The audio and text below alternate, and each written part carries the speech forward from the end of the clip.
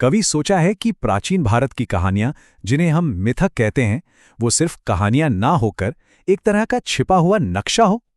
आज हम इसी पवित्र एटलस की परतें खोलने जा रहे हैं और देखेंगे कि कैसे इन मिथकों के भीतर एक पूरी दुनिया का विज्ञान और भूगोल छिपा हुआ है। जरा सोचिए, क्या हो अगर ये पौराणिक कथाएं सिर्फ मनोरंजन या नैतिक शिक्षा के लिए थीं ही नहीं? क्या हो अगर ये दुनिया को समझने, उसे याद रखने का एक बेहद अनोखा और असरदार तरीका थीं? बस यही एक सवाल आज की हमारी इस पूरी पड़ताल का आधार है। इस रहस्य को समझने के लिए हमारे पास कह सकते हैं 4 चाबियां हैं। पहली है श्रुति, मतलब ब्रह्मांड का वो दिव्य ज्ञान। दूसरी है स्मृति, उस ज्ञान पर बनाए गए जमीन के नक्शे।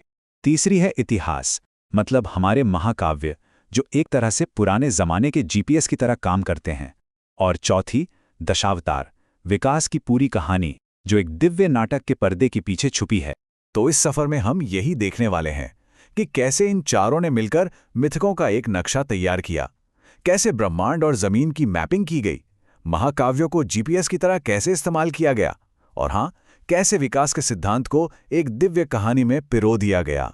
तो चलिए शुरू करते हैं हमारे पहले स्तंभ से, ब्रह्मांड और मानचित्र कला से। यहां हम ये समझने की कोशिश करेंगे कि कैसे प्राचीन विचारकों ने दुनिया को ऊपर से देखा, एक पक्षी की नज़र से, और एक बहुत बड़ा, एक समग्र नक्शा तैयार किया। देखिए, जो सबसे पुराने ग्रंथ हैं, जिन्हें श्रुति कहा जाता है, वे आज की साइंस की किताबों जैसे नहीं थे। उन्होंने ज्ञान को अलग अलग सब्जेक्ट्स में नहीं बांटा था। उनके लिए ब्रह्मांड, पृथ्वी, पेड़ पौधे और गणित सब कुछ एक ही बड़े ज्ञान का हिस्सा था। सब कुछ एक दूसरे से जुड़ा हुआ था। और ये वाकई में कमाल का है। एक तरफ ऋग्वेद जैसे ग्रंथ सिंधु से लेकर गंगा तक की नदियों का एकदम सटीक ब्यौरा देते हैं, मतलब एक तरह का जमीनी सर्वे। और दूसरी तरफ वेदांग ज्योतिष जैसे ग्रंथ तारों की मदद से लैटिट्यूड और लॉन्गिट्यूड, यानी अक्षांश और देशांतर पता करने के लिए गणित के फॉर्मूले देते हैं। ये तो बड़े और छोटे दोनों लेवल पर मैपिंग हो रही थी। अब देखिए कि कैसे एक कहानी एक नक्शे का काम करती है। शतपथ ब्राह्मण में एक राजा और अग्नि देवता की कथा है। ये सिर्फ एक कहानी नहीं, बल्कि एक चलता फिरता नक्शा है, जो ये दिखाता है कि कैसे संस्कृति पूरब की ओर फैली और सदानीरा नदी पर आकर रुक गई, जो उसकी सीमा बन गई। वक्त के साथ ये नक्शा और भी साफ होता गया। स्मृति ग्रंथ जैसे कि मनुस्मृति अब किसी धुंधले विचार की बात नहीं करते। वे आर्यावर्त नाम की एक सांस्कृतिक और भौगोलिक मातृभूमि को परिभाषित करते हैं, जिसकी सीमाएं एकदम साफ हैं, उत्तर में हिमालय और दक्षिण में विंध्य पर्वत। और फिर आते हैं पुराण, जो इस नक्शे में और भी ज्यादा डिटेल भर देते हैं। वे भारतवर्ष की पूरी टोपोग्राफी, यानी प्रमुख पर्वत श्रृंखलाओं और नदी प्रणालियों के नाम तक बताते हैं। इससे लोगों के दिमाग में अपने देश का एक बहुत ही साफ और समृद्ध नक्शा बन जाता था। तो यहाँ पर मैपिंग के 2 अलग अलग तरीके दिखते हैं। एक तरफ है श्रुति और पुराण, जो गूगल अर्थ की तरह है, एक टॉप डाउन व्यू, और दूसरी तरफ है महाकाव्य, जो गूगल स्ट्रीट व्यू की तरह है, एक जमीनी अनुभव पर आधारित यात्रा। और यहीं से हम अपने दूसरे स्तंभ पर आते हैं। ये इस बारे में है कि कैसे रामायण और महाभारत जैसे महाकाव्य असल में एक तरह के ट्रैवल गाइड और मेंटल मैप्स की तरह काम करते थे। रामायण को ही ले लीजिए। ये उत्तर में अयोध्या से लेकर दक्षिण में लंका तक एक सीधी लंबी यात्रा की कहानी है। और कमाल की बात यह है कि रास्ते में आने वाले पेड़ पौधों, जानवरों और भूगोल का वर्णन इतना सटीक है कि वो आज भी असली भूगोल से मेल खाता है। इसने सचमुच पूरे उपमहाद्वीप के लिए एक उत्तर दक्षिण की मानसिक धुरी खींच दी। दूसरी तरफ महाभारत का नजरिया बिल्कुल अलग है। ये एक सीधी यात्रा नहीं है, बल्कि तीर्थों का एक बहुत बड़ा नेटवर्क है, जो पूरे देश में फैला हुआ है। वन पर्व में जो तीर्थयात्रा का वर्णन है, वो लोगों की कल्पना में पूरे उपमहाद्वीप को एक सांस्कृतिक इकाई के रूप में जोड़ देता था।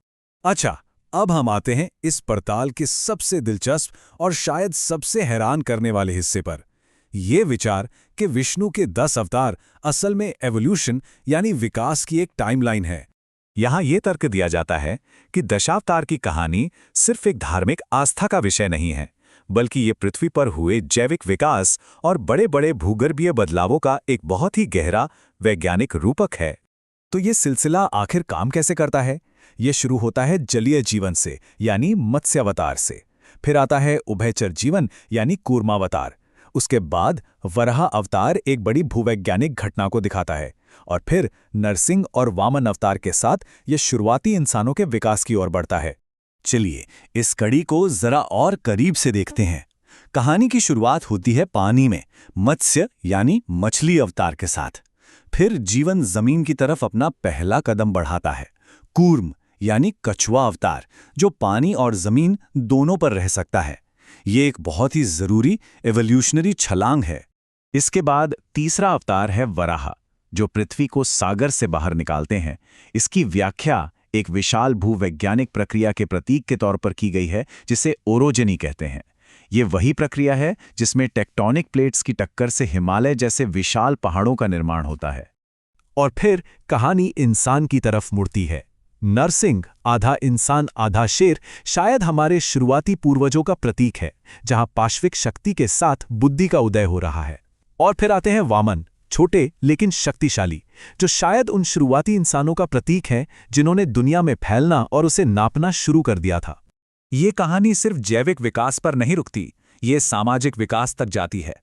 परशुराम भूमि का निर्माण करते हैं, राम समाज को संगठित करते हैं, और कृष्ण जटिल शहर और राज्य बनाते हैं। मतलब ये सभ्यता के विकास की पूरी कहानी है। तो इन सब बातों का आखिर मतलब क्या है? ये सब हमें एक एकीकृत विज्ञान की धारणा की ओर ले जाता है, जहां ज्ञान को हमारी संस्कृति में बहुत ही चतुराई से बुना गया था। ये एक लाइन शायद सब कुछ कह देती है। उस दौर में विज्ञान सिर्फ प्रयोगशालाओं तक सीमित नहीं था, इसे कहानियों और यादों में गूंथ दिया गया था, ताकि ये पीढ़ी दर पीढ़ी जिंदा रहे। सच कहूं तो ज्ञान को बचाने का इससे बेहतर तरीका और क्या हो सकता है? तो हमने जो ये 4 स्तंभ देखे, ब्रह्मांड विज्ञान, मानचित्र कला, अन्वेषण और विकास, ये सब अलग अलग नहीं है। ये सब मिलकर एक समग्र भूविज्ञान बनाते हैं। एक ऐसा नजरिया जहां ज्ञान बटा हुआ नहीं है, बल्कि एक है, एकीकृत है।